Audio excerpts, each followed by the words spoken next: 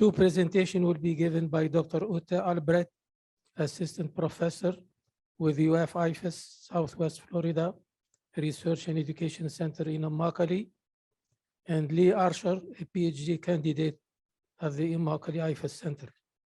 The title of the first presentation is Citrus Root Structure and Rootstock Propagation Methods.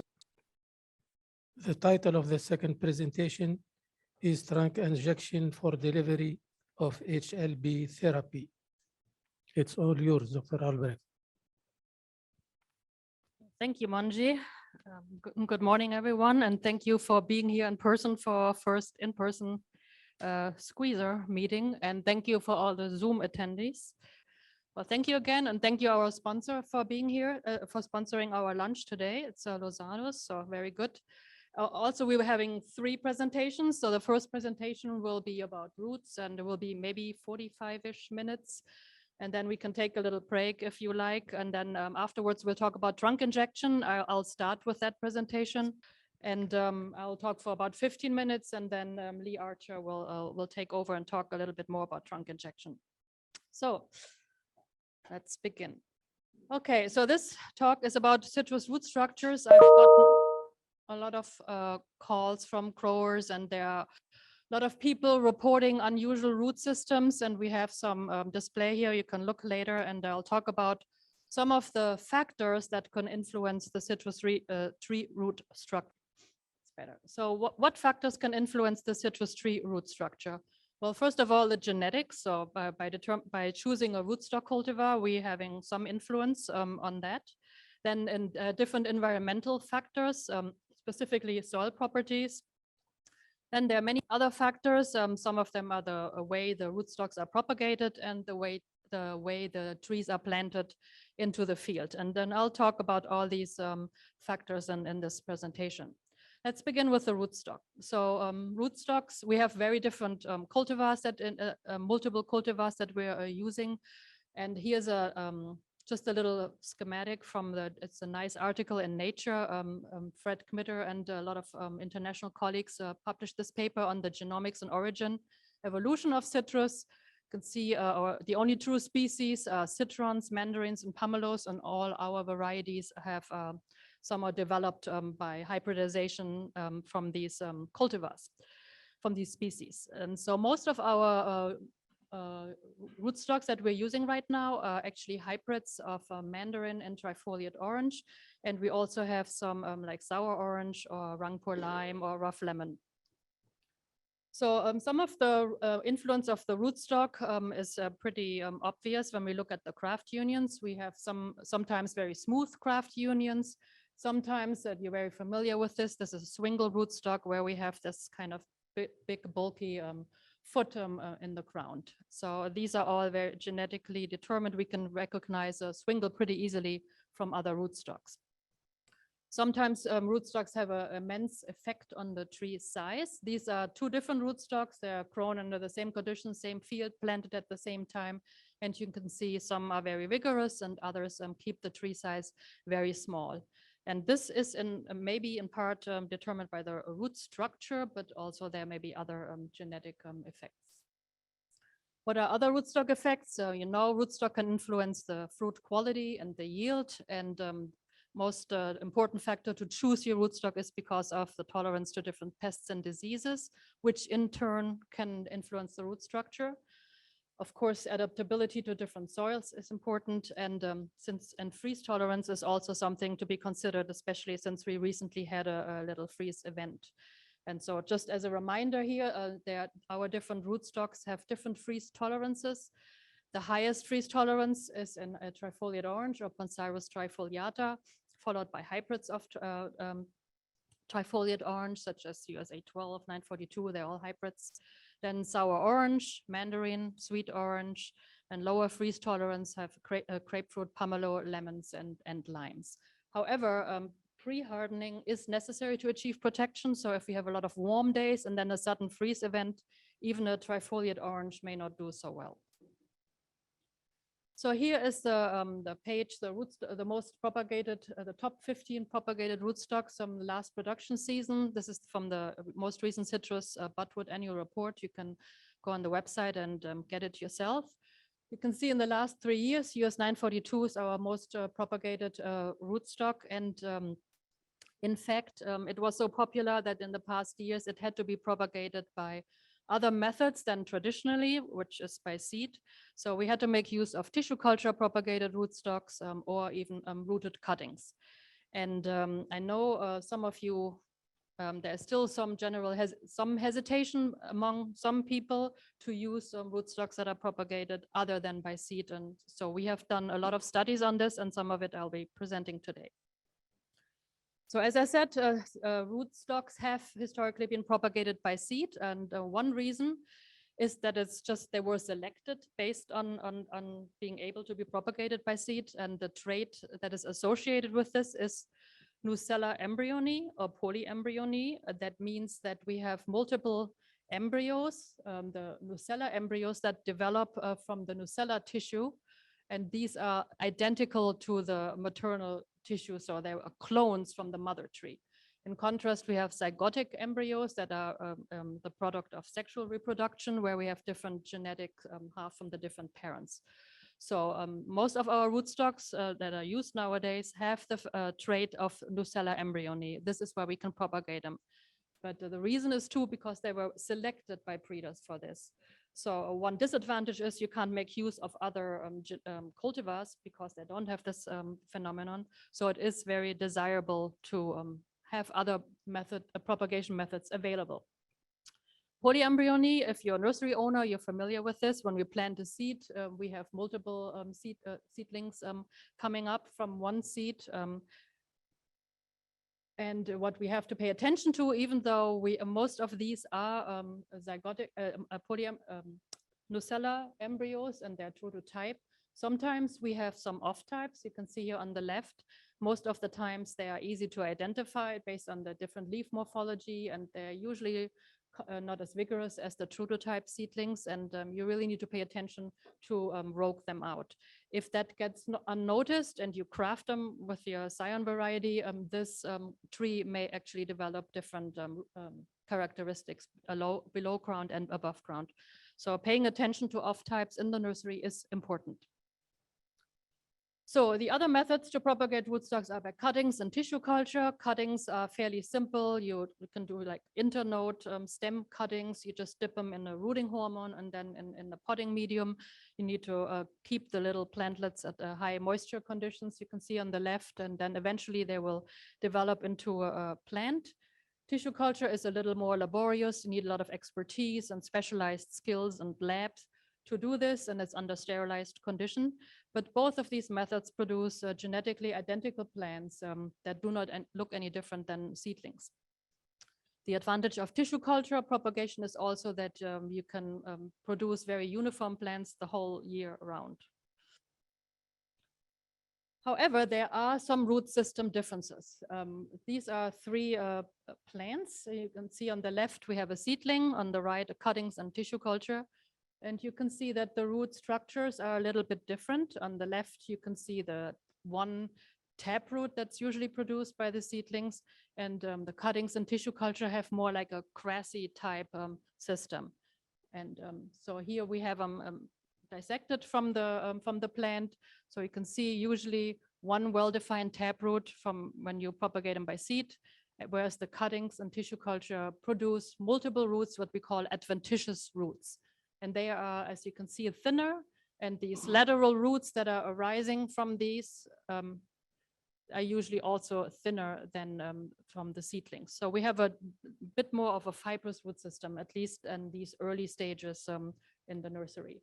So we've done extensive studies on this. We have published it in 2017.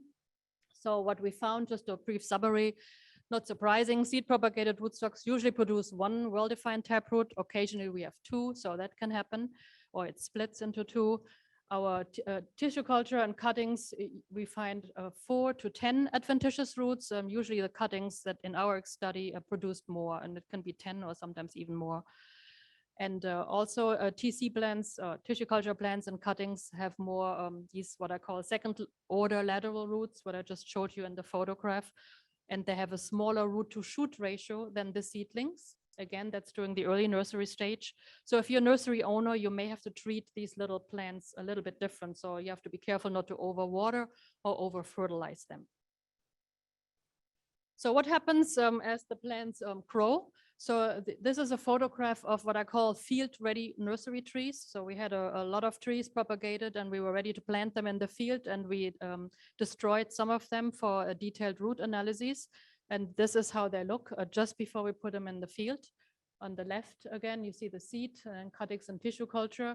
And you can still see what I just showed you in the previous photographs, the one taproot, and then for comparison, 4 or more adventitious roots produced from cuttings and tissue culture. But otherwise, it is fairly similar in fibrous roots and density. So we've done, we assessed a lot of variables. And in this table, you see we counted the number of primary roots. We did the proportion of the large size roots and the medium size roots and the fibrous roots. And as you can see here, when I have the red little stars there, that means we have statistically significant differences. And you can see for most of these variables that we measured, we found differences between the propagation methods. As I told you before, we find more primary roots, or in this case, the adventitious roots in cuttings and tissue culture, as opposed to seed propagated plants. We have a larger medium size root mass in these cuttings and tissue culture plants, and compared to a larger size root mass fraction for the seed propagated ones.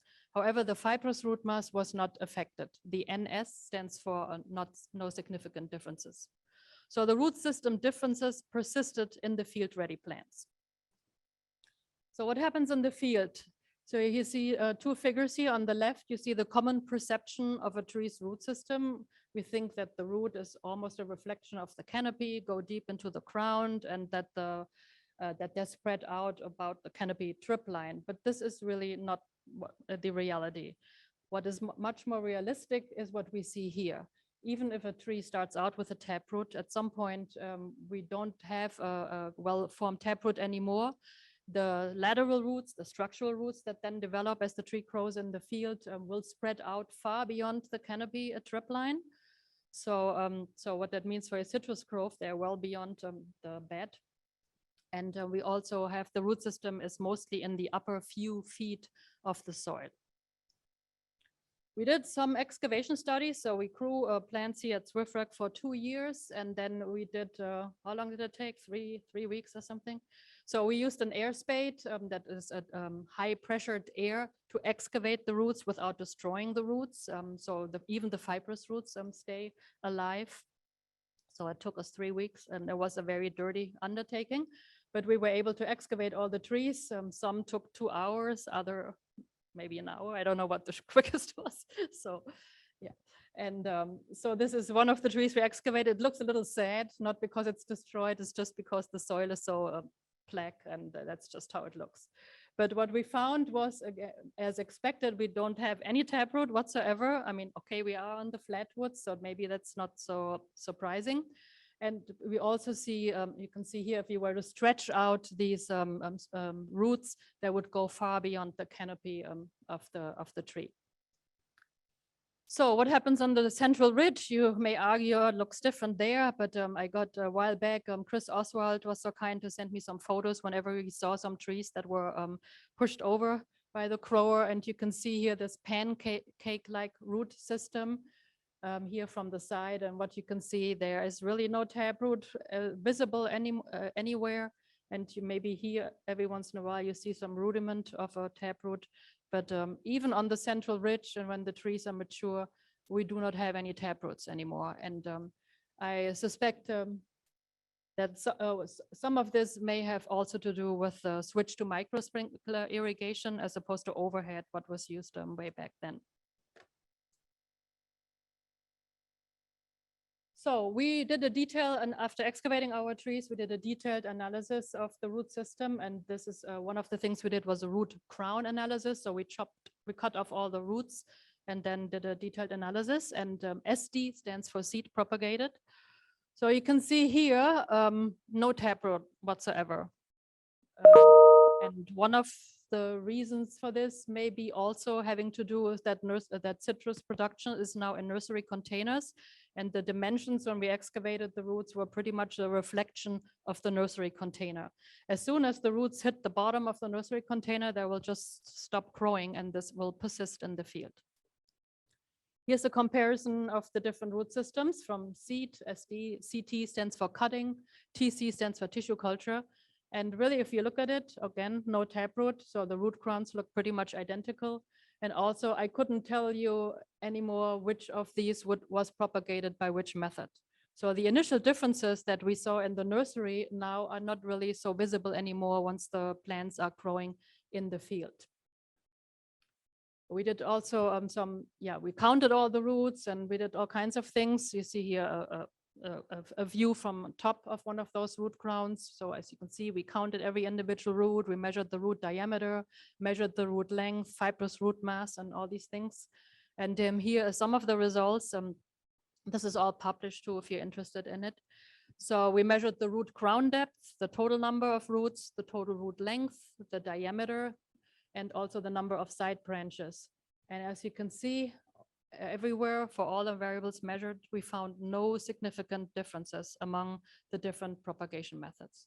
So the root system differences are not noticeable anymore or less noticeable after 2 years of field growth. Here, the arrow points to a number 34. In the cuttings, we still see a trend that they have more lateral roots, but this is just a trend. It wasn't statistically significant. We also assessed the root mass fraction. We divided the root system in the proportion of fibrous roots, main structural roots, and the root crown. Again, you can see there was no significant differences between these different proportions of root types. And so the propagation method did not influence the root mass fractions.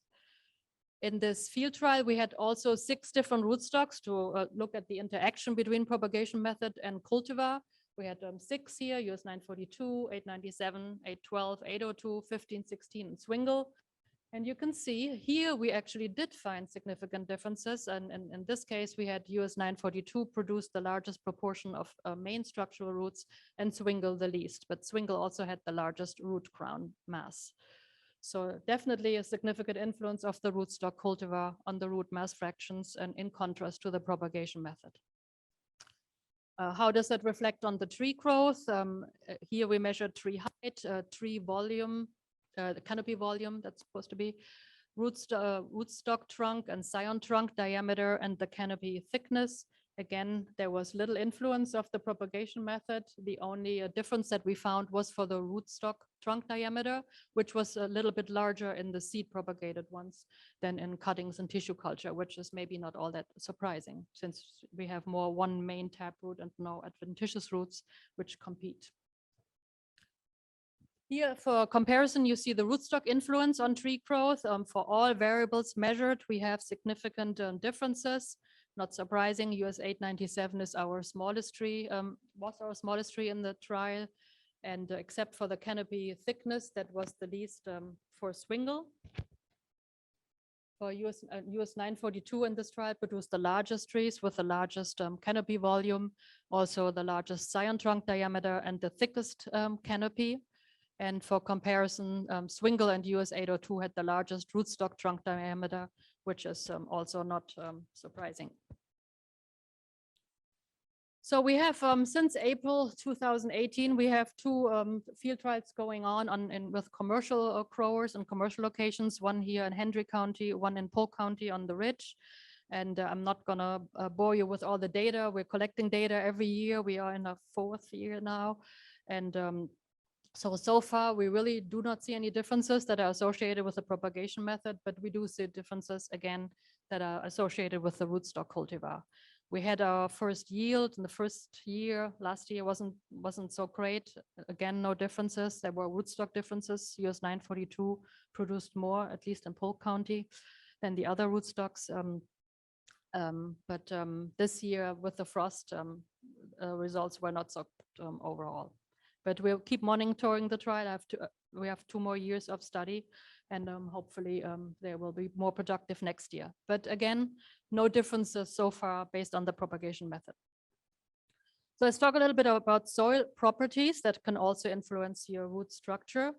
What is important? Well, first, the mechanical resistance. Roots are unable to grow into soils of high bulk density or very compacted soils. That can be fine sands or clays, or also if you run your equipment over the grove every day, it will compact the soil. This in turn will have an effect on aeration.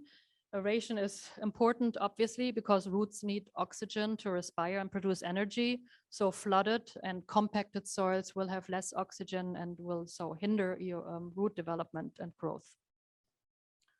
Fertility is also a factor that can influence root structure and growth. Infertile soils usually produce more long, poorly branched roots, whereas fertile soils can produce more vigorous and well-branched roots, and they also may descend deeper into the soil. Moisture is important in that waterlogged soils create anaerobic conditions causing root death. And wet soils also tend to produce shallow and more widespread root systems. You're all familiar with our Florida soils. They're all very sandy. We have very little organic matter and a very low cation exchange capacity. On the central ridge, the soils are a little bit different than here on the flatwoods. They are more well-trained compared with our poorly trained soils in Southwest Florida or on the East Coast, and that may also influence the root structure. This is a trial at the central ridge, and here we measured some of the soil properties. Just for your information, what we measured here was organic matter of less than 0.5%, which is really, really low. A low cation exchange capacity, 3.5 milliequivalent, almost 99% sand with little silt and no clay. Here on the flatwood side, we have a little bit more organic matter, a little bit over 0.5%, still not much to be proud of. Again, low CEC, high sand, and a little bit of clay, so than clay we have here. So what we also did in the study where we excavated our trees here at SWFREC, we looked at the differences between the bed side and the swale side. And so that was kind of interesting. Again, we calculated total number of roots, length, diameter, side branches, etc. And we did, in fact, found differences towards the bed side. We found a larger number of roots, and they were also longer, but they were thinner. So shorter, thicker roots towards the swale, and longer and more and thinner roots towards the bed side. So I just thought that was interesting for you to know. So this is what happens when you have a poorly designed drainage system. Unfortunately, that's here at our center.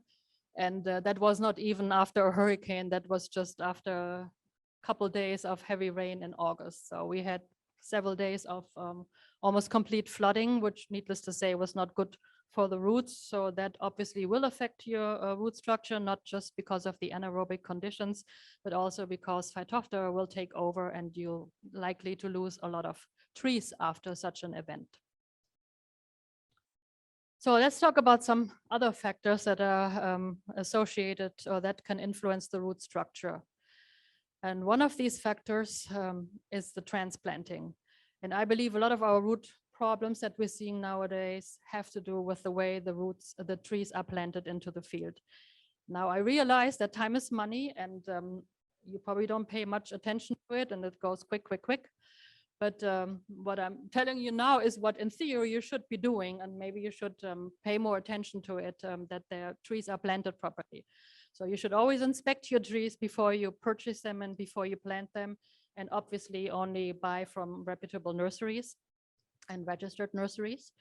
So the trees should be planted on the same day they are received. Don't buy your trees, have them delivered and sit them in the sun on the side of the grove. That will not have a good impact on the tree growth.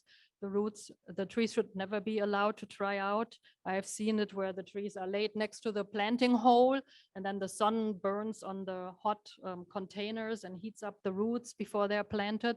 So that's nothing that you should be doing. You should also loosen the potting medium before you put them in the potting soil. And I know it's difficult sometimes, so most of the nurseries use a peat-based potting medium, which is really tangled into the roots. but ideally you should loosen it a little bit to expose the roots to the surrounding soil so that they have direct contact with the soil and can start to grow right away. Pot-bound roots are hard to avoid, at least on the bottom of the nursery container. There will most likely always be some pot-boundness. So you may want to loosen the roots up or even prune them or slash them to encourage new growth before planting them. Again, try to keep the roots in direct contact with the surrounding soil, no air holes, nothing.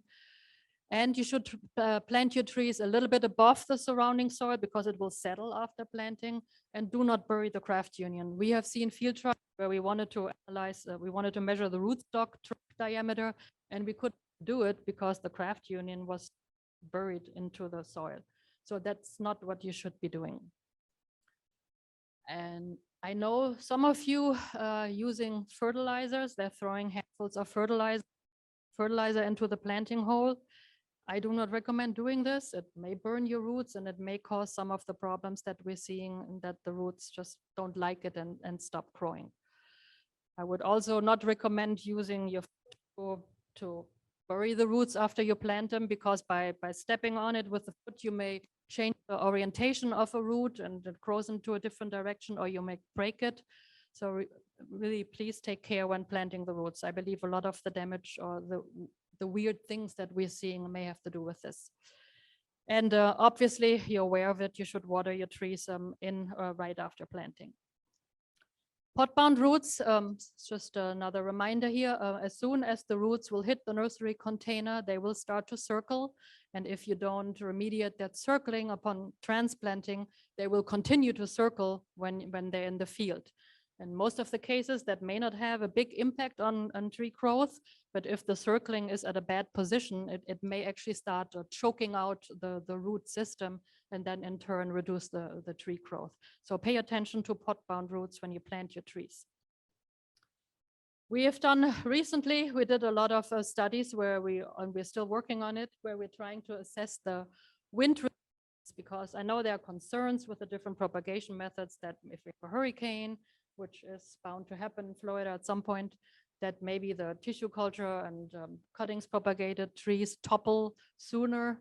So this is why we're doing this study here that is still ongoing.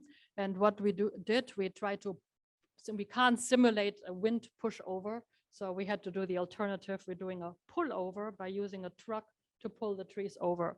And this is just a video of how it looks when we pull tree over. These were 2 years. All two-year-old trees, and this is a flatwood site on the east coast. That's probably, yeah, I think that's the east coast trial. 24 east. Forest, start. IMU, start. 1, 2, 3, go.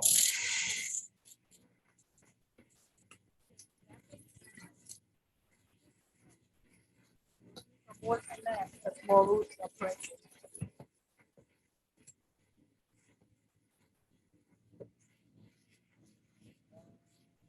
We did that about Horse, stop. 240 IMU, stop. times or something.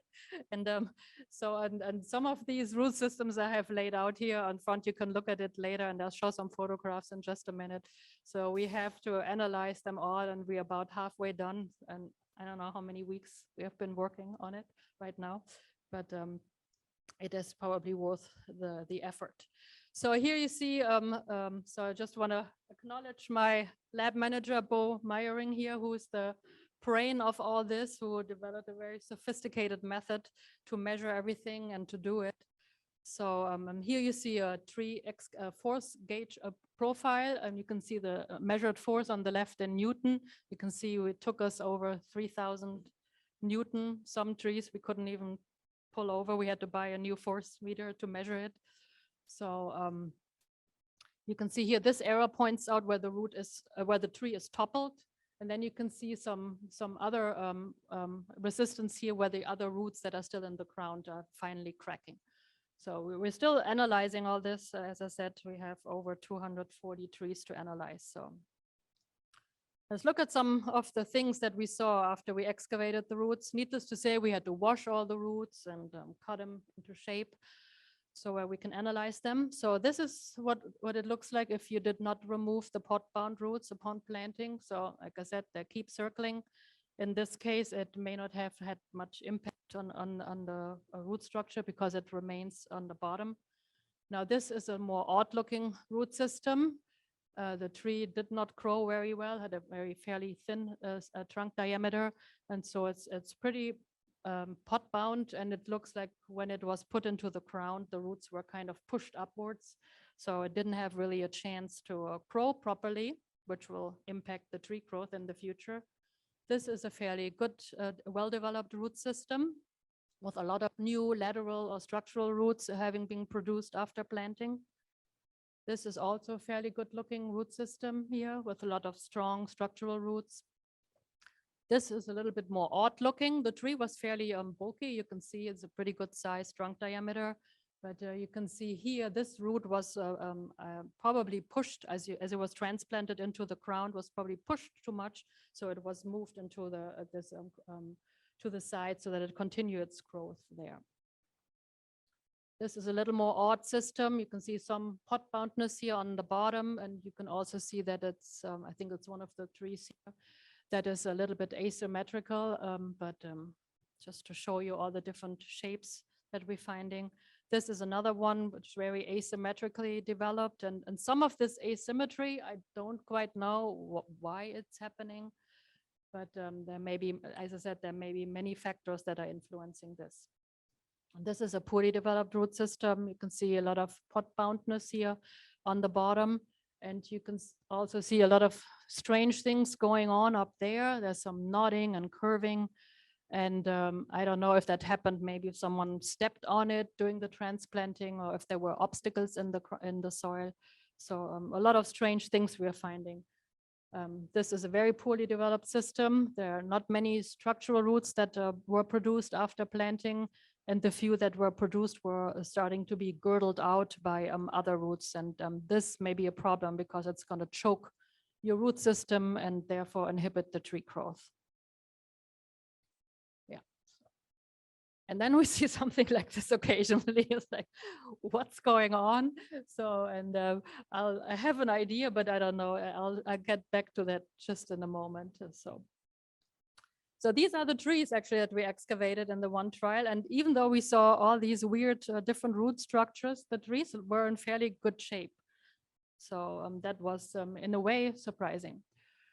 So what we also found, which was interesting, so there was a windbreak on the first row of this trial. It looks fairly close here on the left, but I think if you look in the area, it was probably 20 to 40 feet or something. It looks a little bit closer than it is. So it was a good distance.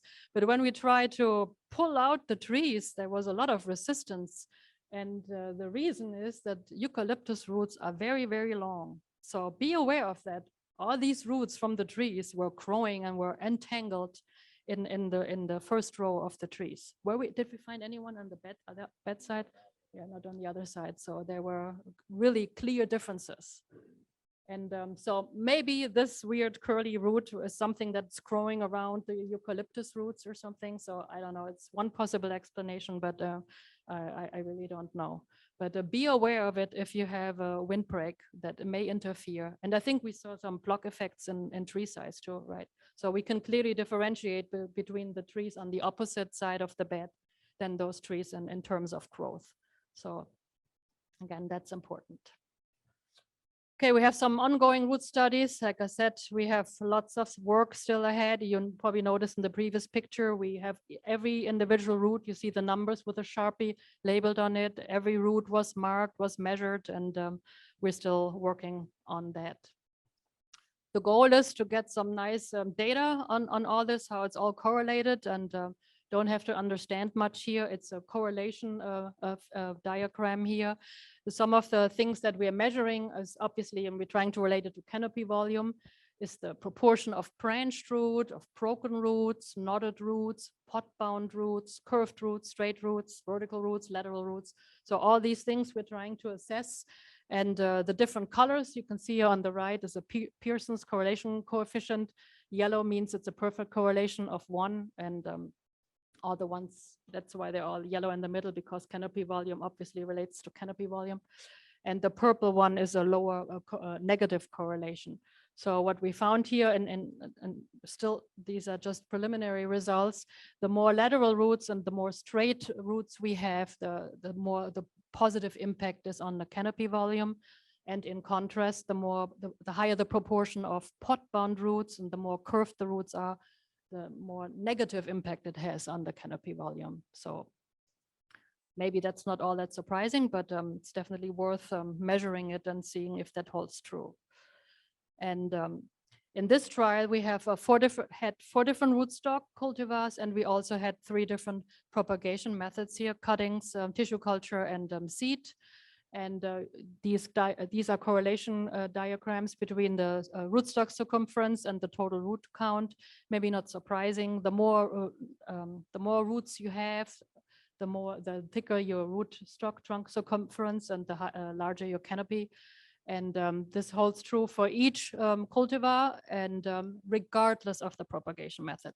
You can see here we have the different colored dots, purple, blue, and green. These are the different propagation types. And you can see it doesn't matter how we propagate them.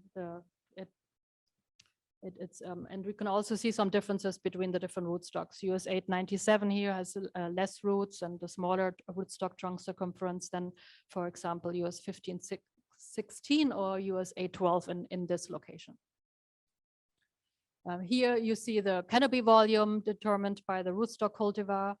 And again, it is regardless of the propagation method. US 897 here on the bottom is that greenish turquoise, is always the smallest tree regardless of how you propagate it. So what we're also doing, we're looking at the fine roots right now. We have started to look at it, and some interesting things that we are finding. Here you see the first, second, and third order lateral fibrous roots, and fibrous roots is anything that's below 1 millimeter. And these are the roots from a Mandarin trifoliate orange hybrid, also known as citrandarines. So US 812, 897, 942, X639, these are all citrandarines. And for comparison, we can see here a hybrid with pomelo. So whenever we have pomelo in it, or even sour orange, which is supposed to have pomelo in it, you can see the roots are less fibrous, they're thicker. And especially here, if you look at the second order root, is much larger than the second order root of a citrandarine. And this difference is actually very reliable. We had a recent field trial here planted with Duda and Sons, and there was like 20-acre field trial, and we had 4 rootstocks, and we did our root analysis, and we're like, this can't be, this is not US 802, it has to be US 897, because the fibrous roots were so fine. And then we actually noticed that we had our map upside down. So just by simply looking at the fibrous roots, we could identify the rootstock or the differences. So that was pretty amazing. Anyway, so this is all still ongoing. And lastly, we're also looking at the xylem vessel anatomy. The xylem vessels are these little globular things that are in the wood of a tree or in the roots, through which the transport of water and nutrients occurs. So they're basically lignified tubes or woody tubes. And you can see here one for US 802 and one for US 897. And US 802 is very characteristic in that it has these xylem vessel elements always arranged in groups. So this is just some curiosity.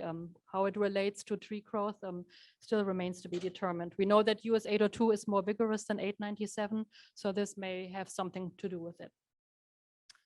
And this concludes this first part of our seminar today, and we just talked about it. We need a new team photo. We have new people, but I have an awesome team here at SWFREC, and they're very motivated and hardworking, so I want to give a shout out to them. Without them, I couldn't do all these studies. Thank you. If you have any questions, I'll be happy to answer them. Any questions?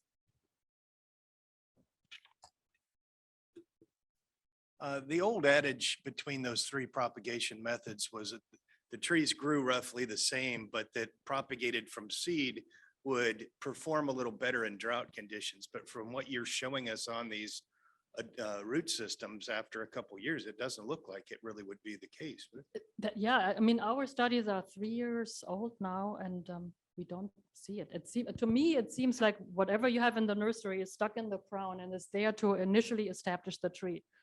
And then they start to produce these lateral roots or structural roots. And this is what in the end will determine your tree growth. And I know there were, was it in the 1980s, Hurricane Andrew, there was, I think, in Homestead area, there was a lot of trees. Someone did a study, and some of the trees that were propagated by, not cuttings, what was it when you call it?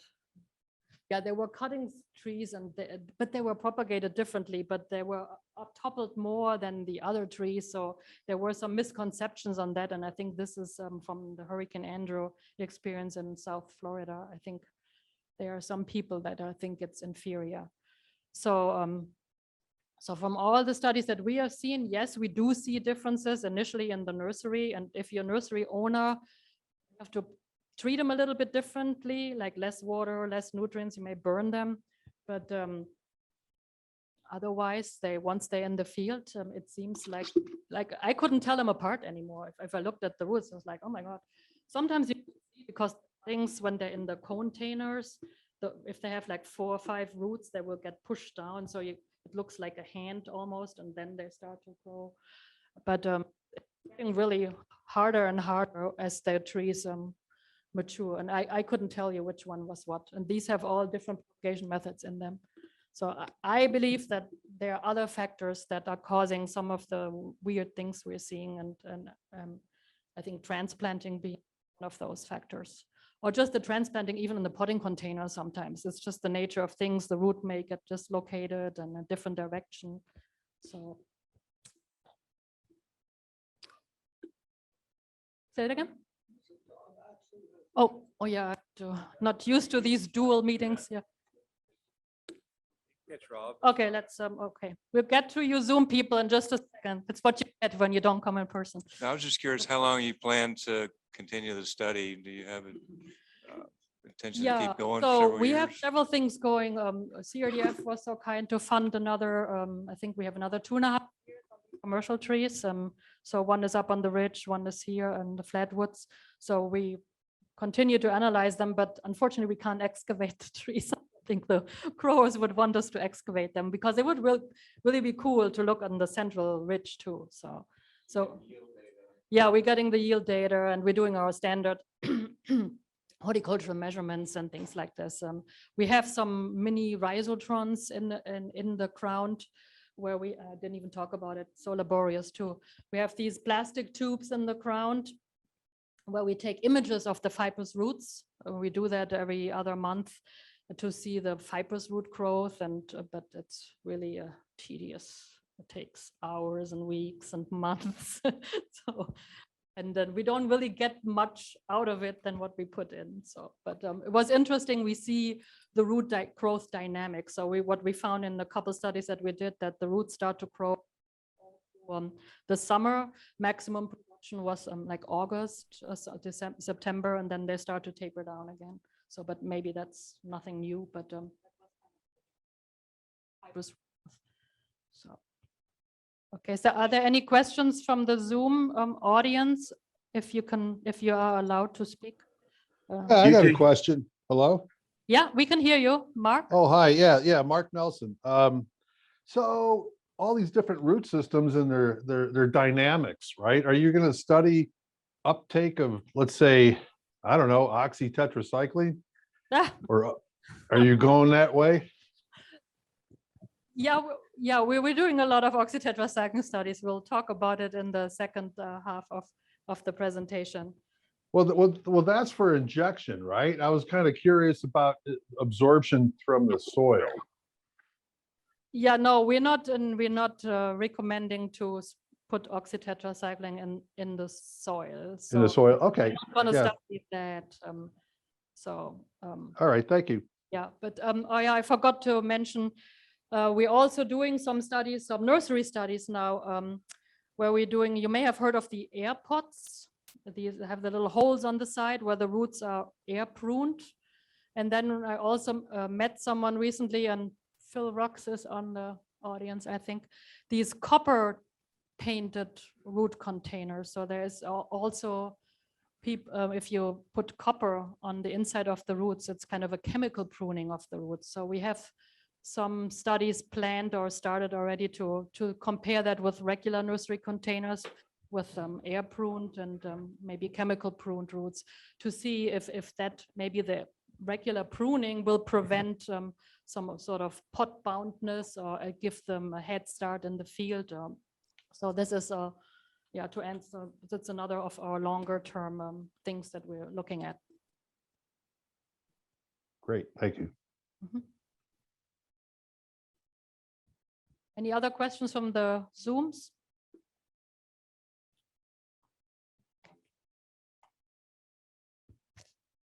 Again, if you need CEUs, you need to send an email to Jean.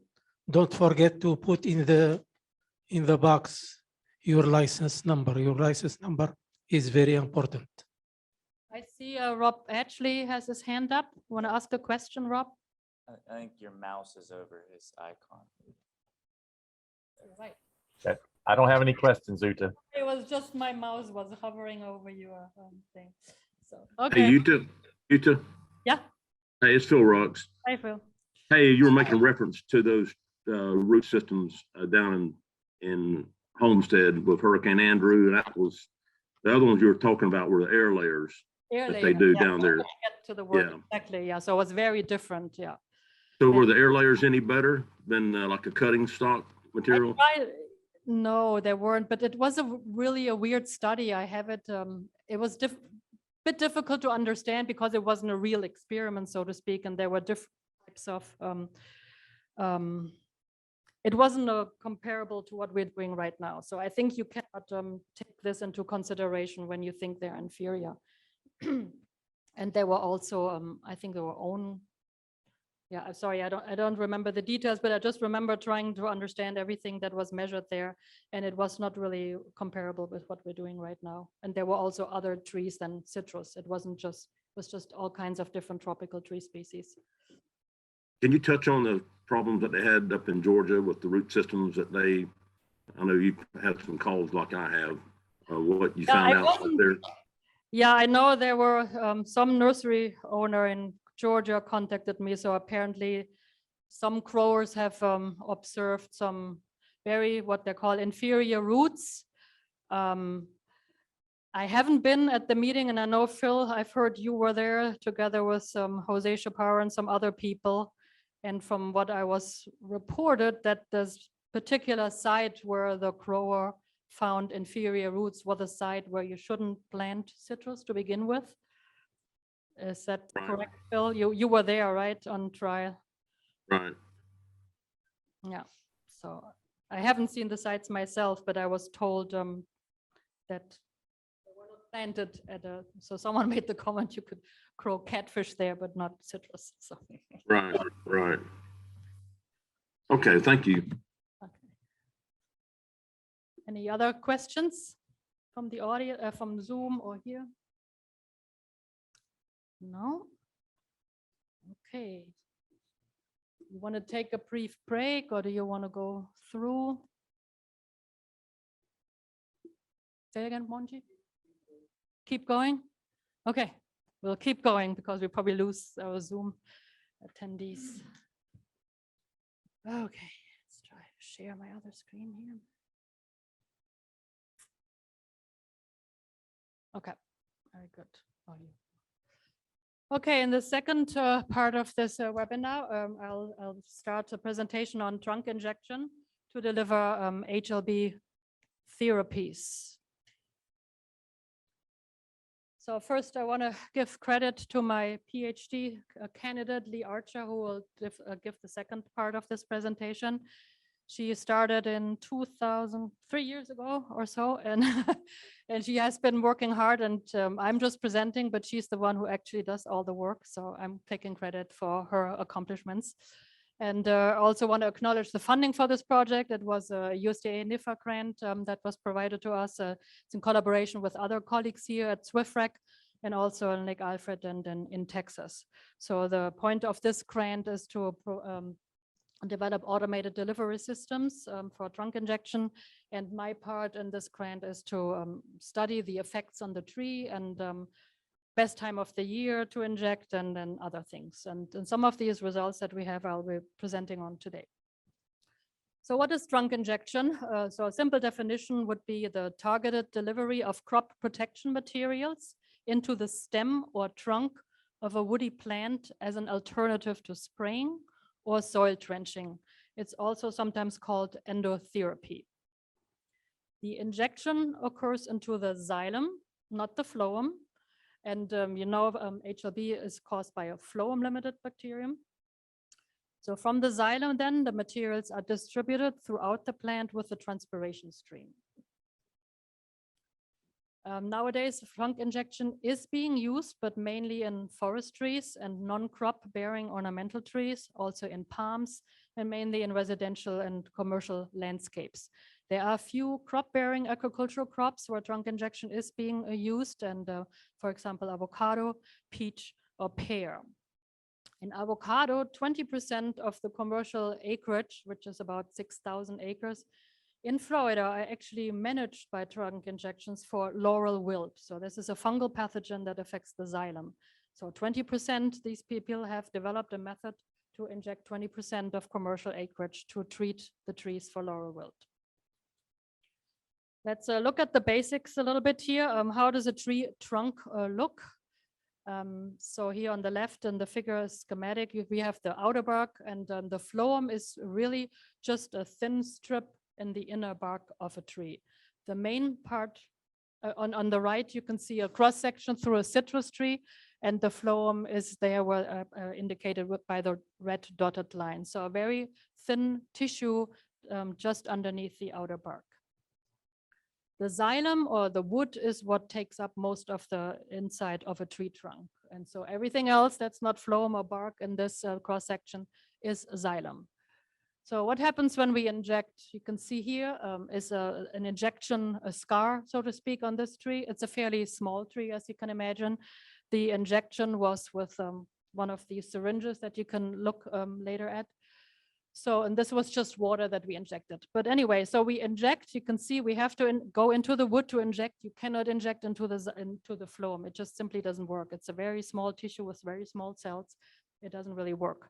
So you want to inject into the xylem too, because you want to spread things through the tree, through the xylem, kind of like following the water and nutrient transport throughout the whole tree.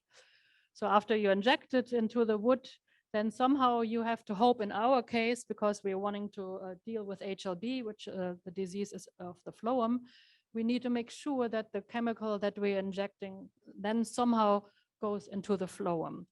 Trunk injection has been used mostly for xylem-limited diseases like fungi or nematodes that are in the xylem, in the wood, or bark-boring insects, or insects that are feeding on the trees. Very few diseases are phloem-located that are managed with trunk injection. The only one is lethal yellowing of palms. And palms is also a phloem-limited pathogen, but palms are not really trees, even though we say palm trees, they're really grasses. So their phloem-xylem architecture is very different from a citrus tree. So citrus is really unique with a pathogen and when we want to use trunk injection. So this is why we did all these studies. So as I said, we inject into the xylem, but we really want to have it move to the phloem. So we did some dye injection studies, and you can see here, they're all pink, but these are 3 different dyes with a different chemical structure. You can see on the left, this dye didn't move very fast. It just after the injection site was way below what we're looking at right now.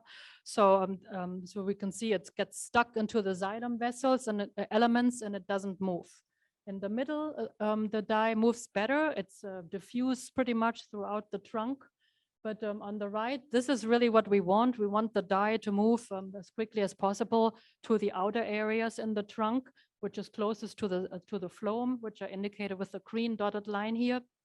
And also the outermost areas in the tree trunk are the sapwood, or the most actively transporting tissue. In the inside, not much is happening. So we want to get to the outer layers of the wood. So there are, in fact, a lot of registered crop production materials for injection. Yes, this is just a table with some of these. On the left, you see the different companies, your Arbor Systems, Rainbow, Tree Care, Tree Tech. And most of these, as you can see, are insecticides or fungicides and nutritionals. We do have a few antibiotics. These are all OTC, stands for oxytetracycline. So we do have some antibiotic formulations that are labeled for injection. However, most of these are not labeled for registered crops.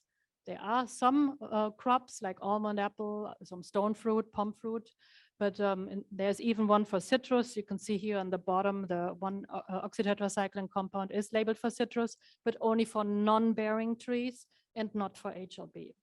Here's another table, similar, some other companies. Again, most of them are nutritionals, insecticides or fungicides, and a few oxytetracycline antibiotics. And again, a few registered crops, if there are, they are usually stone fruit, palm fruit. And again, here one formulation for citrus, labeled for citrus, but not for bearing citrus and not for HLB. So when we started on all this research, we were actually surprised how many injection devices there are on the market, and some of them we all tested. But these are just some of the pictures. There are actually more devices. But what they have in common, that most of these are drill-based. So you have to drill a hole into the tree, and there are only very few that are no drill-based. So they require relatively large injection holes. And as you can see on the figures, most of these injections are done on very large trees, forest trees, and big trunk diameter, big thick bark, so very unlike citrus. We tried some of these injection devices, and we also tried different injection pressures. On the left, you see a system by Albrecht. You have to use a plastic injection port or a little plug. After you drill a hole, you stick it in, and then you can inject high volumes of material at very high pressure. We tried some medium pressure methods. That's the ChemJet here, that we have some of these here at the display table you can look at later. And then we also tried some IV type handmade systems with an orange cone instead of an IV bag, but same principle. So we just use gravity infusion. And then we also tried no pressure, where we just inundate a hole in the tree and hope that the fluid will be taken up. We did a bunch of studies, and here is just a graph where we can see the uptake and volume of what we try to inject under medium pressure and under no pressure. And you can see that the no pressure wasn't really very effective. So, so you do need some type of pressure to get things into the tree. And we decided to continue to use with the ChemJets, which is was it like 20 to 30 psi about pressure. These are spring-loaded devices. Again, you can look at them later. And we decided to continue with the ChemJets instead of with the high pressure injection because of this. You can see these high pressure systems require a plastic injection port, and you can also see that this causes a big, more injury to the tree, especially in citrus where the trunk diameters are not so large compared with forest trees or even with avocado trees. And on the right, you see medium pressure injection with that was done with the ChemJet, and you can see the holes heal fairly well, at least when you inject water and imidacloprid. You can also see that oxytetracycline, the wound healing is a little bit delayed, and we'll get into that later in our presentations. So as I said, part of the grant is to develop an automated delivery system, and we're working closely with our engineers here under the leadership of Dr. Yannis Ampansidis and his lab members, and they have several prototypes going. The goal is to have something like an ATV crawling through the grove in the beds and injecting things automated. Not quite as straightforward as we have hoped, but anyway, we're really working on this. So we have initiated a bunch of field experiments. Some of them were done here at our center in SWFREC. Some of them on Valencia and mid-sweet orange trees, where we performed our first injections in October 2020. In this experiment, we compared oxytetracycline, imidacloprid, water, and no injection. The formulation of oxytetracycline we used was by Arbor OTC. It is labeled for citrus, but again, not for bearing citrus. And we just wanted to see what's happening to the tree. And quite honestly, I was skeptical about the trunk injection. So we did it. And let's maybe show a quick video here of Lee, how she's injecting. Make it look a little better.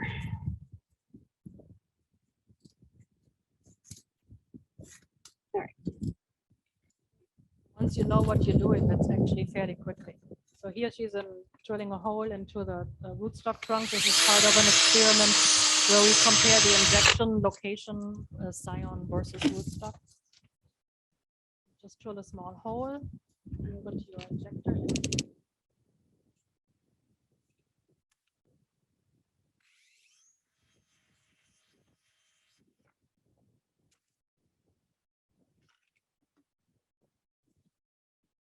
The syringes were filled previously with whatever you want to inject, and then you need to activate the device. 805. So you just open it up, and then depending on the time of the day, you want to do it in the morning, preferably when the trees are actively transpiring. So it can take anywhere from a few minutes or to 20 minutes. So, and this can go fairly quickly. We can do it up maybe half a minute per tree or something. Yeah. So some of the results, I was really surprised. In these small tree experiments, we were actually able, with our oxytetracycline injections, to reduce the fruit drop tremendously. So basically, the trees that received water, imidacloprid, or nothing, that dropped all their fruit or most of their fruit. And in contrast, only the oxytetracycline injected trees kept their fruit. And the fruit had a much better fruit quality internally and externally. And Lee will show some more photos in her presentation. Just a quick pic of one of the pictures here that we took. On the left, water control, on the right, oxytetracycline. And you can still really, most of the trees we destroyed to look at the internal damage. But the few trees that are still standing, you can actually pick out visually. So you don't need any statistics or anything. You can just go and say, oh, this looks better. And I think Lee has an even better picture that is pretty impressive. So yeah, I was surprised by that, I have to admit. Anyway, so we did some studies also on Duncan grapefruit trees that are at our center. They're a little bit older. We used the same concentration that we used for the small trees, which would be actually more what the manufacturer recommends based on the tree trunk diameter. And it's maybe not, the effects were maybe not quite as striking as for our small trees, but nevertheless, I think you can see it, that the trees on the right are a little more greener. I took this, unfortunately, after the harvest. So we did several injections here. We did a spring injection, a fall injection, and then a spring plus fall injection in this study. And you can see it didn't really matter when we did the injection. There was no difference, even when we did double injections. But we did see a trend in the reduction on fruit drop and an improved yield, even though it wasn't quite as striking as for the small trees, but nevertheless, we did see differences, and the trees also look healthier right now. So it will be interesting. I think we decided to not inject them anymore to see if it has a lasting effect, because in some of our small studies, we found that if we don't inject them in the next year, the effect is actually still noticeable 1 year later without having to inject. So these were surprisingly positive results. And this is fruit from an injected tree. So for the first time in a while, we actually had oranges instead of green oranges, which was encouraging. And obviously we have to, before we move forward with this, we have to do a residue analysis, and we're working on that together with CRDF. And we did some of our own residue analysis, and we did not find any residues, but our method is not so strong and doesn't have such a high sensitivity. So we're working with a laboratory that has a more acceptable method of detection. So more will be coming in the future. Let's talk just a little bit about tree injury. There is a lot of stuff done in forestry and arboriculture. There was a study published in 1977 that describes the coded principle or compartmentalization of decay in trees. And that coded is based on the concept that the tree is strongly compartmentalized, and it can compartmentalize the wounds and stop the decay from spreading by forming walls. And here you see 3 walls. We have a wall in the up and down direction, that is wall 1, that spreads the decay basically along the tree trunk. Then wall 2 is in red here. That's the wall that prevents the decay from spreading towards the center of the tree. Then we have wall 3 that prevents the spread in tangential or in left to right direction. And wall 1 is the weakest and wall 3 is the strongest. And that has to do with the tree anatomy, but I'm not going to go into that. So how does it look in a citrus tree? Here on the left, you see a cross section of a citrus tree. You've seen this photo before. And on the right, a longitudinal section. We use the chemjet to inject water. And you can see here, this would be wall 1. You can see in the longitudinal direction, up and down, there is some spread of the decay, but nevertheless, the tree can compartmentalize it effectively. Wall 2 is the wall that towards the center of the tree, and that is basically where the injector ended. So it compartmentalized it very effectively. It did not spread towards the enter. It stopped where we injected. And then wall 3 is the one in tangential direction. So you can also see it was very effective in preventing the spread of the decay. There's another wall, that's wall 4. That's the barrier zone, and that's actually the strongest wall. And that's a really important wall. That's where the cambium is, so it prevents the new growth in the next year. So the formation of this barrier zone will prevent the decay from spreading into the next year. And Lee will show some photographs later. We chopped a lot of our trees down after we inflicted the wounds and injected oxytetracycline. And you can see the formation of this wall, and the new growth is very healthy. And in fact, it's actually much thicker than in the control trees because the tree recovered. However, this is how it looks when we inject water. This is how it looks when we inject with oxytetracycline.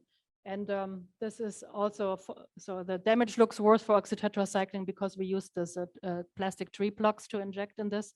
But nevertheless, you can see this dark discoloration in the inside of a tree when we inject oxytetracycline.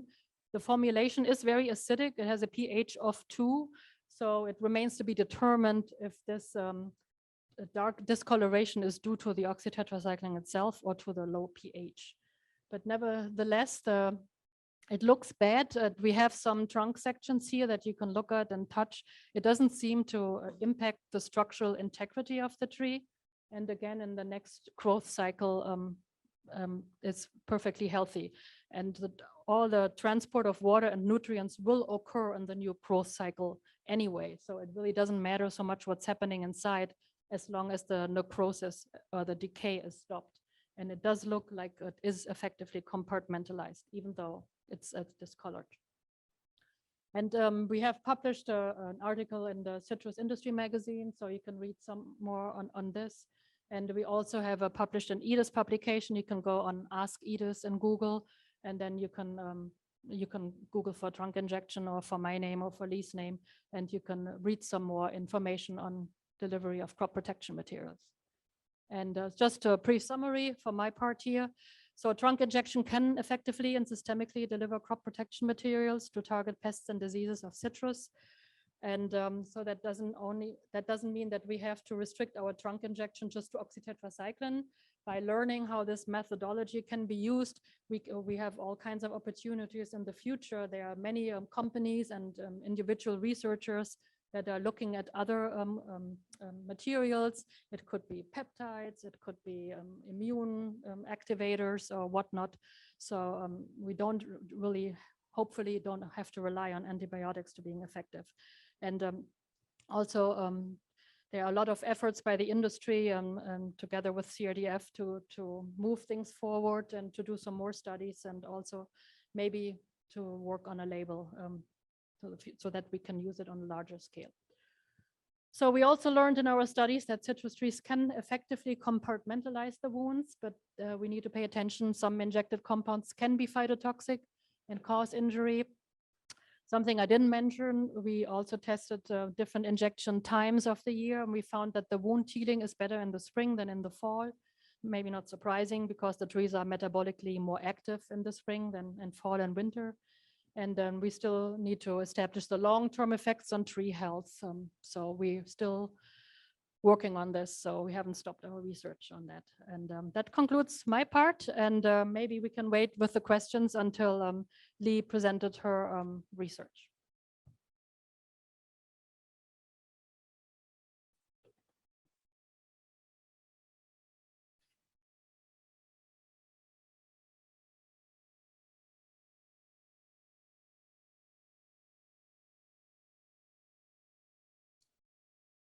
All right. So thank you, Dr. Albrecht, for giving that introduction. So now I don't have to necessarily explain too much about what trunk injection is, but I'm going to give some of the results of a specific trial that we did out in the SWFREC fields here. And so this is the trunk injection specifically of imidacloprid and oxytetracycline, and these were in our young Valencia trees. So again, the funding for this comes from the USDA NIFA grant, development of an automated delivery system for therapeutic materials. Just to repeat, just so we are all clear about this, I know Dr. Albrecht just said it, but trunk injection is the targeted delivery of these materials into the stem or the trunk of any woody species, and it's generally going to be used as an alternative to aerial spraying or for soil drenching. And the injection is occurring into the xylem so that it can be distributed throughout the rest of the tree and into the canopy. Some of the benefits that are associated with trunk injection is it's a more precise delivery system. You're not spraying, you're not drenching the soil. And so that eliminates some of the chance of spray drift. It can minimize runoff or other environmental contamination, reduces risk to farm workers and farming communities. And there's some evidence that injection can actually increase the residual activity of the compound that you're using. This could be because there's not as much potential for degradation from UV or from water or wind, but we should sort of test individual compounds on an individual compound basis to make sure that's true. So this is the trial that Dr. Albrecht talked about. I'm going to go into a little more detail on some of the results and add the second year of data, which I don't even know if I've fully sent everything to her yet, but we do have this second year of data from this. So these are Valencia sweet orange trees. They were 5 years old when we first started the experiment. They're growing on Kaharski rootstock, and they're right out here in the SWFREC fields. They were not very healthy when we started. They are fairly poor looking trees to start with. So differences that we do see were maybe more noticeable than if you start with somewhat healthy looking trees. So we had 2 injection times. We injected first in the fall, so that would be October of 2020. And then we injected again in the spring, so 6 months later in April of 2021.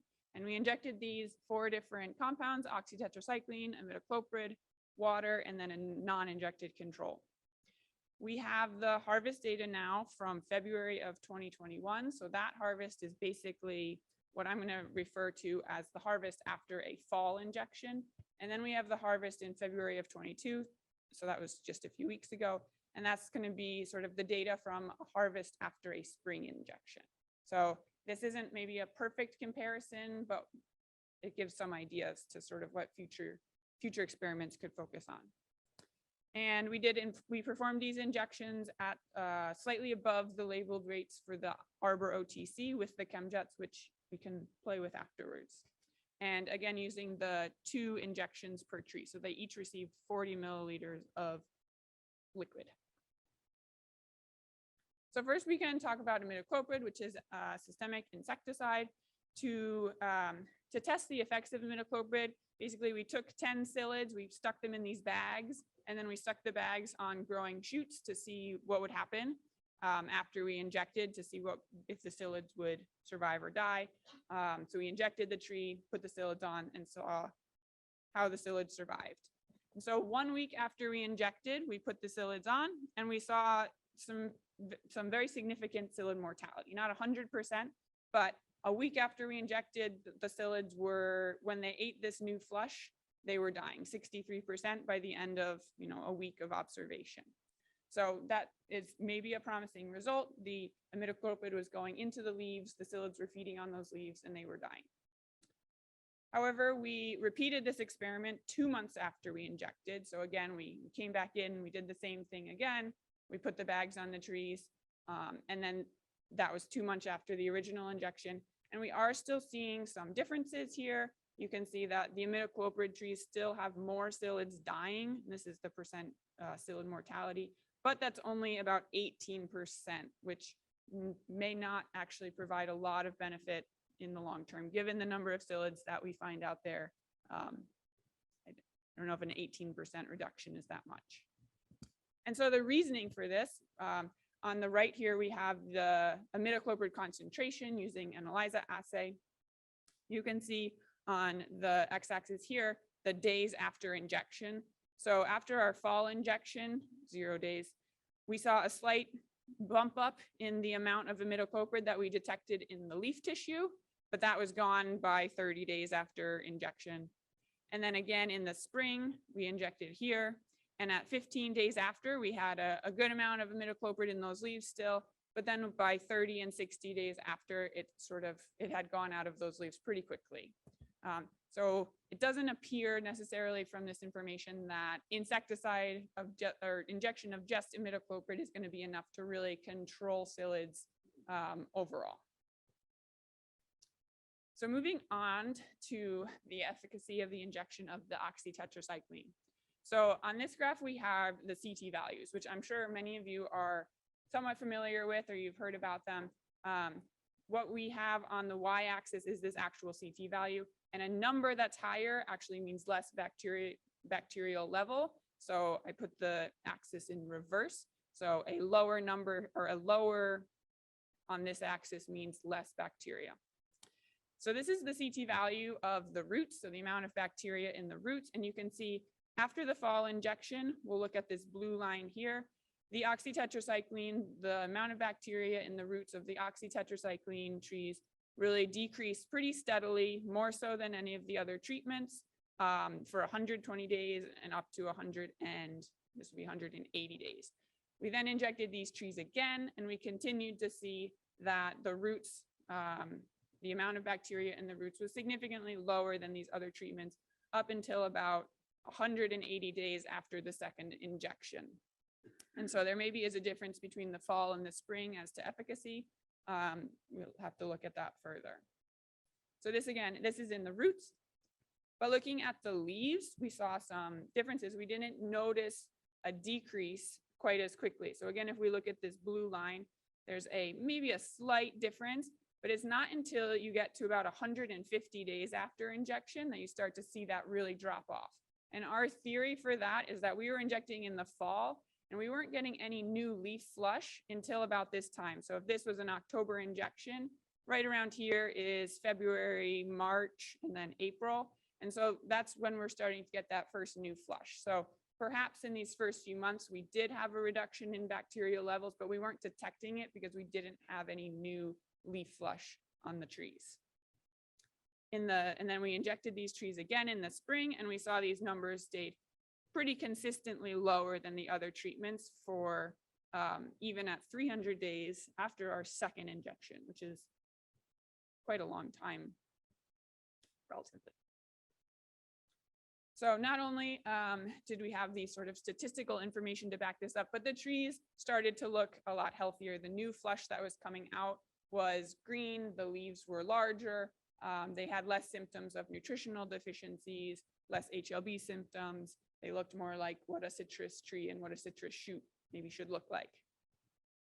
And so this is just a picture of how it looked after about 6 months when that new flush was coming out for the first time. So 6 months after a fall injection.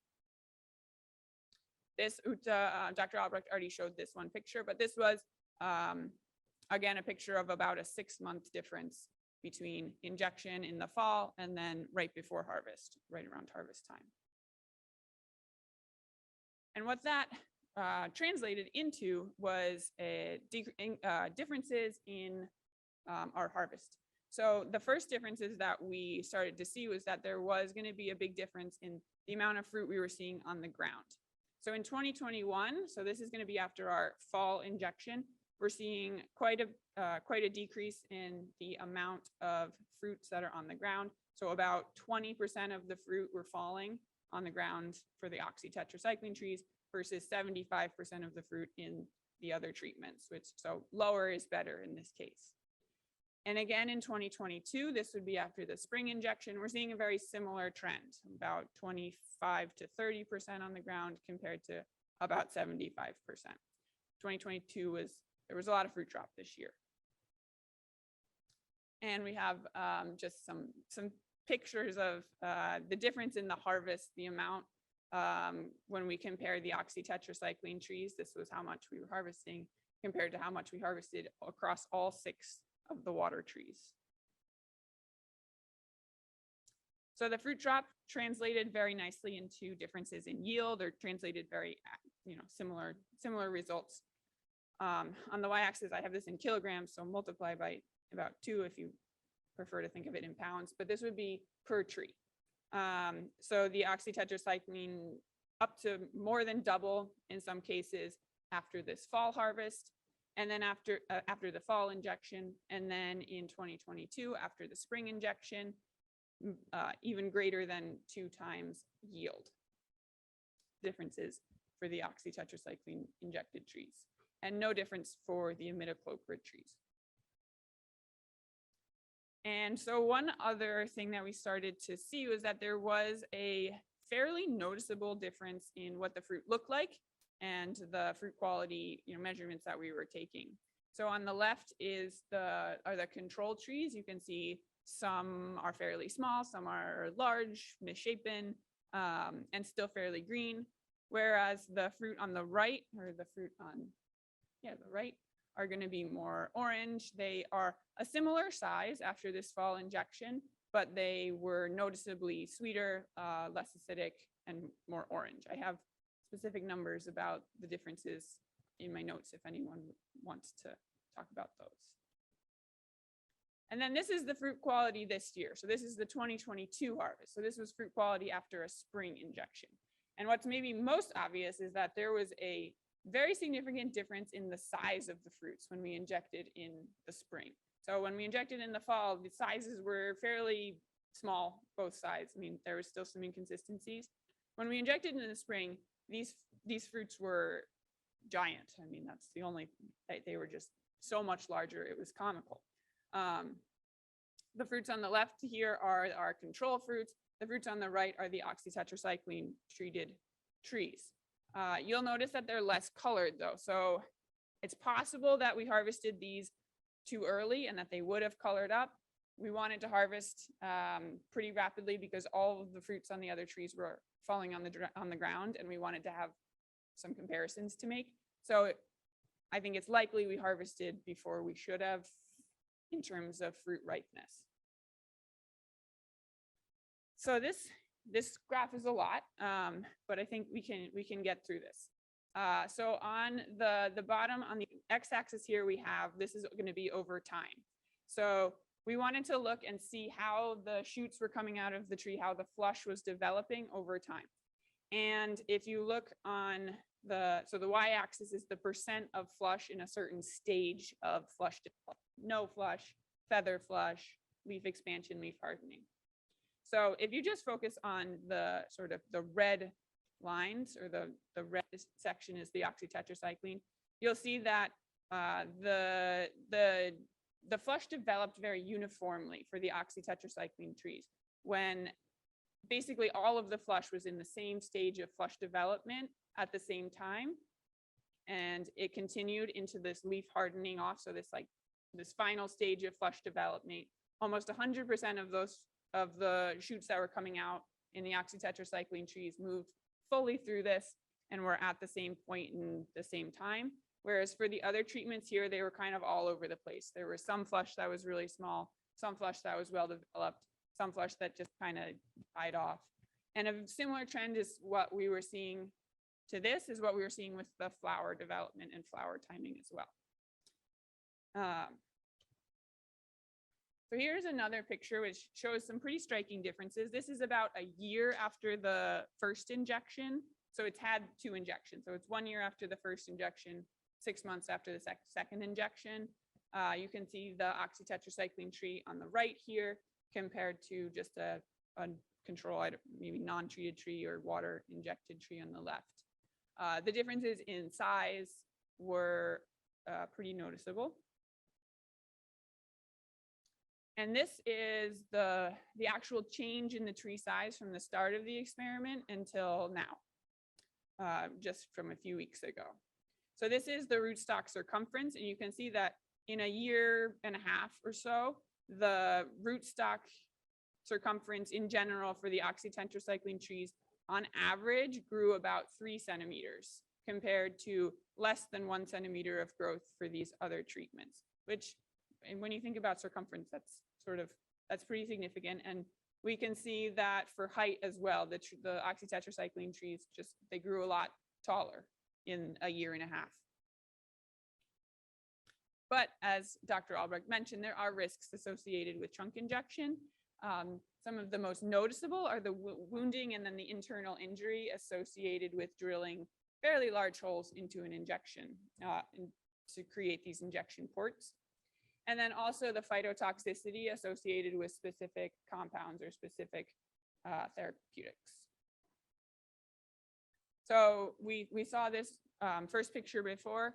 You can see that in terms of sort of external healing capacity, the oxytetracycline seems to somehow inhibit the tree from going through this full wound recovery process and closing off the wound hole. The water and imidacloprid injected trees within, generally depending on the time of year, but almost always within 6 months, they're going to be fully closed. If you inject earlier in the spring to early summer, they can close in as little as 2 to 3 months. Whereas with the oxytetracycline, this was at least 8 to 12 months after injection, and it was still, it was like you drilled it yesterday. But that's not always the case. Sometimes the oxytetracycline tree, I mean, these are trees, it's hard to predict exactly what's going on. Sometimes the oxytetracycline trees are able to overcome this. They still almost always look a little funky. This is sort of a large, I don't know why it grew like that, why that's how it healed over, but you can not always predict things. Generally, though, the oxytetracycline wounds are going to be bigger and look more visually damaging. But sometimes the water injected trees also go through this weird healing process. They'll have some sort of wound cracking, bark cracking, and that sort of thing. So nothing is perfect, but the oxytetracycline in general looks worse on the outside. And it almost always looks worse on the inside as well. So on the left here, we have an oxytetracycline treated tree. This would be the cross section just above the injection port. You can see we just missed cutting it there. This would be imidacloprid. It's kind of an intermediate in terms of the amount of damage that it causes. And then water, you can see that the tree just kind of deals with it. Doesn't seem to bother it that much. But this is an image that Dr. Albrecht referred to. We have the oxytetracycline trees on the left here. Imidacloprid, again, sort of an intermediate amount of damage, and then water on the right heals really quickly, even in the up and down direction. And what was something that we were actually able to measure was this difference in regrowth. So this would be like after wall 4, as we were referring to. The amount of growth that the oxytetracycline trees put on after injection was actually greater than the amount of growth that either the imidacloprid or the water, just as an average over all of our treatments, the oxytetracycline trees, they grew more after injection, maybe just a sign of them healing and having the ability to act more as a tree without as much interference from HLB. And so here is just a image. This is kind of a one-off. We injected in a few extra trees in the summer just to see what would happen. And what we saw from these trees, so the top fruits were after a spring injection, an April injection. These middle fruits after a June or June injection. And what you can see is that just like we saw in our experiments earlier, these spring injected fruits are a lot bigger, but not necessarily more orange. Whereas the summer injected fruits are incredibly orange. They are staying on the tree, and the bricks on these orange fruits in the middle was between 10 and 11, whereas the bricks of the spring and the non-injected fruits was around 7.5 to 8. So the fruit in the middle from this summer injection were the fruit quality was a lot higher, but we don't get this same benefit of increased fruit size that we saw in the spring. So we'll need to do more, look more into this, because this was just something that we noticed, and we'll have to do some actual research studies to see if this is a continuous effect, but something that we saw. We still need to work out the exact timing to maximize the benefits probably of both of these factors. And this is just an internal look. You can almost tell that this looks like more inviting in these summer injected ones compared to the non-injected or the spring injected. And I have the numbers. I believe this was in terms of size, in terms of fruit weight increase, it was a 68% increase in fruit weight for the spring injected compared to the summer or the non-injected trees, and a 20% increase in fruit diameter, 23% increase in fruit diameter, which is a fairly significant amount in terms of diameter. So just to briefly summarize, and Dr. Albrecht already summarized this as well, but trunk injection, we've seen from this that it can deliver crop protection materials, and it can target specific pests or diseases. Both oxytetracycline and imidacloprid, they were effective, maybe not for the amount of time we were expecting or hoping, but both of them were effective. The efficacy of the imidacloprid diminished within 2 months, maybe within 1 month, whereas the oxytetracycline was able to very rapidly and drastically reduce bacterial levels in HLB affected trees. But we would still like to look more at the long-term effects on tree health and, of course, the residual activity of the oxytetracycline in fruits and fruit juice. With that, I guess that's everything. But if you have questions for me or for Dr. Albrecht, and then we have some chunks up there if anyone would like to look at them later, after.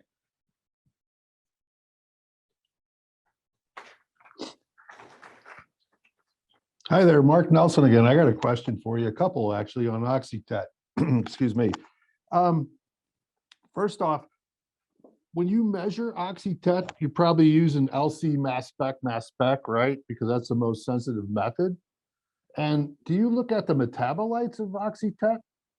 Like, for instance, you mentioned that you use pH 2, and when you put Oxytet at pH 2, it forms anhydroxytet, which is a more lipophilic analog and kind of a degradation product, but it's still active against alpha proteobacter. So my question is what different metabolites? Hydrochloride. What's that? The compound, the formulation that we're using is an injection-specific formulation of oxytetracycline hydrochloride. So I think there is definitely we don't know exactly what's in the formulation. It's made by this specific company. But continue, sorry. Well, the minute you have oxytet hydrochloride, that's okay because it's precipitated out of an organic solvent. So, but the minute you throw it in water, and if it's a low pH, it's going to form anhydrotet and 4-epi-anhydrotet and like 2 other species. So, me and Wong did all this great stuff doing injection, but he only looked at oxytet levels, and oxytet breaks down in the environment. And so that kind of fits in with the story of your injection site and the site deposition and the polymerization that occurs. So, if you use a milder form of formulation, you might do better. And it's just a measurement of these metabolites. Oxytet doesn't last for 100 days. So you're probably getting into anhydro tetracycline, which has antibacterial activity, especially against alpha proteobacter. And then the other issue is these compounds affect chloroplasts and mitochondria. And so and you're seeing larger growth and you're seeing larger canopies and leaf structure and root and everything else with oxytet. So have you guys looked at chloroplasts and mitochondria effects in the presence of oxytet?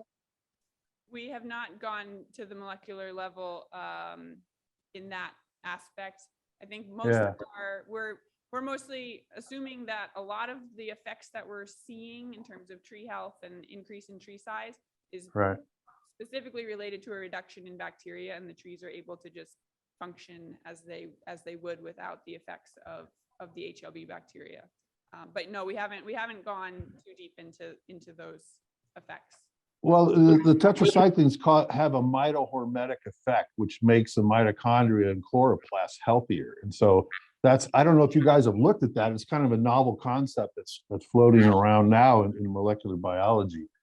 But the other thing is oxytet has a hydroxy group and it breaks down. And so there's other analogs of tetracyclines that, by the way, I studied with Chuck Powell, and but with all the antimicrobial resistance activism, it's going to be a long haul before somebody sees a new tetracycline on the market. But hey, good luck. I mean, you're studying it the way it should be. That's for sure. Well, thank you. I'm certainly not a chemist. Well, it's chemistry. So yeah, good luck. Thank you.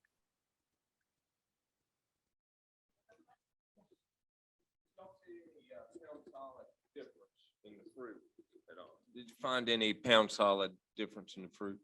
Bricks. Yeah, so we measured bricks to acid ratio. I actually have some, and bricks. I have the regular bricks as well. And I put them in my notes somewhere. So the mean bricks of the control trees were 7.4 versus 9.2 in the OTC trees, which was a bricks acid ratio of 8.5 compared to 10.3. And that was for the fall injection. And then the spring injection, even though the bricks was about the same, the bricks acid ratio of the OT trees was actually pretty high. We got 10.9, even though the bricks were pretty low. So I guess it really dropped the acid now. And as Lee pointed out, the ones that were injected in spring that made these large fruit, they had a fairly low bricks, but they were harvested in February. So we think if we could have let them longer on the tree to have a real nice piece of fruit. So. Would you be injecting in the same hole that you drilled each year? So ideally, I don't think anyone wants to inject more than once a year. So this trial we were doing it a lot. And if we can inject less than once a year, once every other year, I think that would be an even better scenario. It seems very unlikely that injecting right into the same hole would be effective, just in terms of the amount of damage that you see. I don't know if we would be able to get anything through this sort of dead looking wood that you see here. Yeah, from a tree physiology point of view, I would say no, you have to use a different site. And we had one study where we did not inject in the second year. We let the trees go with 1 full year of no injection, and we still actually had lasting effects. The yield was actually higher than the previous year. And the hope is that if this would ever become commercialized, that we can get away with maybe only every 2 years or something, or maybe initially an annual and then let them go. So it almost seems like we're setting the disease level back to some lower level and let the tree recover. So yeah, you certainly don't want to inject more than once a year. So that's not gonna. Which one is more effective, injecting to the sign or to the rootstock? So there's a similar rate of uptake that we aren't able to detect differences in the rate of uptake, but the scion is able to heal itself a lot better, is what we've seen, is that the rootstock has a much more likely chance of becoming the external wound damage is much greater in the rootstock. So. Well, this was with Kuharski rootstock. So you're bringing a whole nother factor in there. What we find in one rootstock may not hold true for another rootstock. So if you look at the some of the literature, there's some of the manufacturers actually recommending to inject in the root flares, but this is for forestries. We really don't have root flares. The only flares we find is maybe on a swingle tree, but so it's really what they recommend does not work for citrus. And we have a question. And we have a question on the chat. Any considerations on using streptomycin as the antibiotic? And these injections don't replace psyllid sprays. So curious about the economics of these injections to justify their use. Any comments on that? yeah, we haven't tried streptomycin yet. I know there was a recent study published by Nabil Kilini and Christopher Vincent and Lake Alfred. And I believe that with however they did it, I don't know if they used a commercial formulation, did they? From what I remember, they did not find the same positive effects with streptomycin. I know one of the Ni and Wang papers back then, they combined combinations of oxy and streptomycin, and I think they found a beneficial effect of the combined use of the antibiotics. The other. Hey, I got a question. Another question here, if nobody else is in Let's just line. finish. Wait, just let me finish answering the other question. Oh, okay, I'm sorry, I missed that. Yeah, psyllid sprays. So we did all these we did all these studies at our center, and we really do not have any disease management. So what we observed, these beneficial effects were literally without any psyllid management. That doesn't mean, obviously, you should neglect your psyllid management. So it's probably the way forward. We will have to do our economic analysis, of course, but the trees will become infected again. But it almost seems to me as over the years now, the recent years were the worst years we have seen in terms of fruit drop. Correct me if I'm wrong, but it seems like the bucket kept getting fuller and fuller over the years and now reached the point of overload and the trees are just falling apart. And I feel with the injections that we have done, it maybe sets the clock back a little bit, so they have some more time to recover. But again, we have to do the economics. Right now, this formulation that we used at this concentration is not commercially affordable. It would at this price right now, it's like $8 per tree just for the formulation. We were working with industry, and there are a couple companies right now that develop their own injection devices and own injection formulation.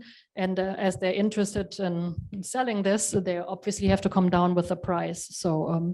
So just because at this, what we did would not be commercially affordable, that doesn't mean that it won't be moving forward. So yeah, sorry to interrupt you, but yeah, Mark. Oh yeah, sorry about that. I'm having a hard time. So you touched on the economics of it, right? And Oxytet is $17 for a kilogram, okay? And my question is in the ornamental space where trees cost hundreds, if not thousands of dollars, is it more economically feasible? And let me ask about the regulatory issue. Can you use a different tetracycline that's more stable, that's not in medicinal use, but yet works freely?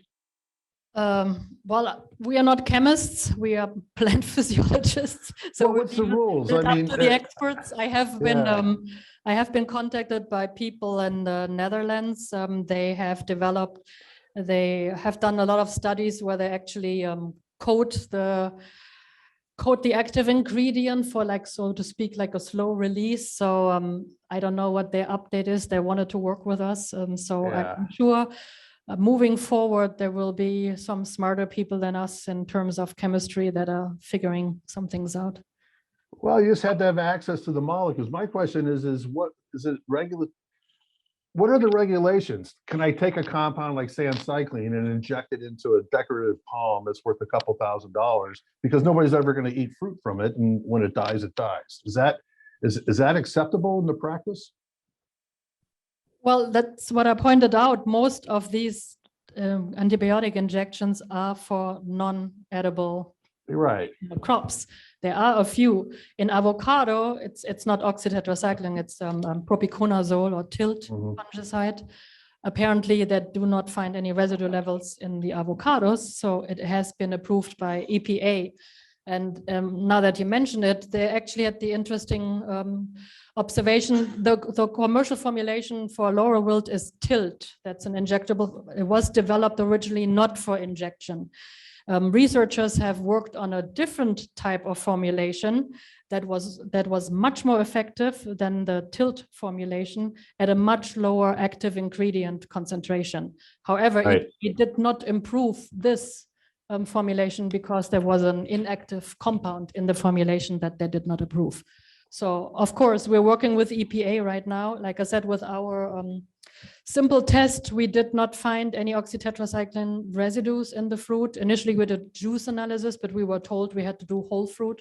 So we're preparing our fruit complete with pulp, peel, juice and everything. And we have, I also mentioned that we're working with a laboratory right now that has an approved methodology. They're also working on adulteration of different kinds of juices. So they have the credibility that would be acceptable by EPA.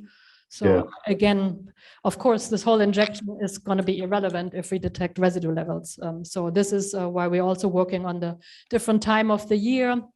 So we found effects whether we inject in April, June, or October, but we anticipate it's probably better for various reasons to inject in spring, mainly because we have the longest time interval between injection and eating the fruits. So sure, that makes sense. Well, listen, if anybody out there wants to test a novel tetracycline that doesn't degrade like Oxytet does, just Google my name, Mark Nelson, chemist, and you can contact me because I got 2 drugs on the market as human drugs. And I've been working trying to get people interested in citrus and tree management because Oxytet, it's an okay molecule, but you know, it's the first generation TET. Anyway, there's better molecules for this. Yeah, we open any molecule. Let me know. I pointed out let me know. Not intended for any specific formulation. We were just using this because our part was to analyze the effects on tree health and productivity. But just shoot me an email. Yeah. So. Well, you know, I was funded by the CRDF for a year, and then I tried to get more funding and it fell apart because I wasn't hooked into the citrus, cartel. And so, ideally, you guys need a new molecule, and everybody's been throwing everything at it. And if you stay within the class and study the molecular biology, you'll probably be more successful. Anyway, that's my 2 cents. Thanks. Okay, thank you. There were some more questions, Lee. Yeah, so there was one question about leakage during injection and using the chemjets. If they're set correctly, if you set them in the tree correctly, I've had very few instances where anything has leaked out of that injection site. With other technologies, there is definitely a greater risk of either leakage or setting them incorrectly.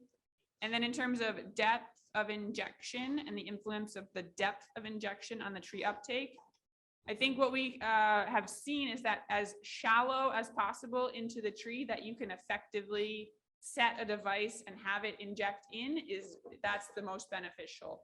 The wound healing and the capacity of the tree to heal when you inject deeper in the tree is reduced.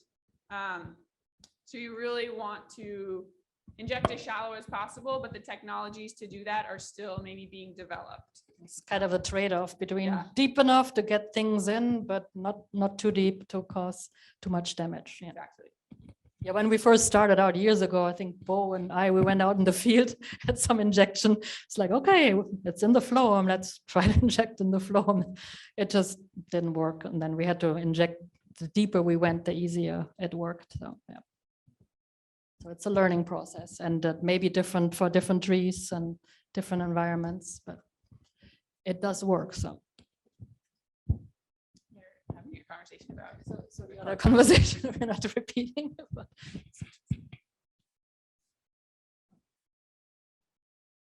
I don't see any other questions on Zoom. Anyone else have a question? I don't see anything in the chat.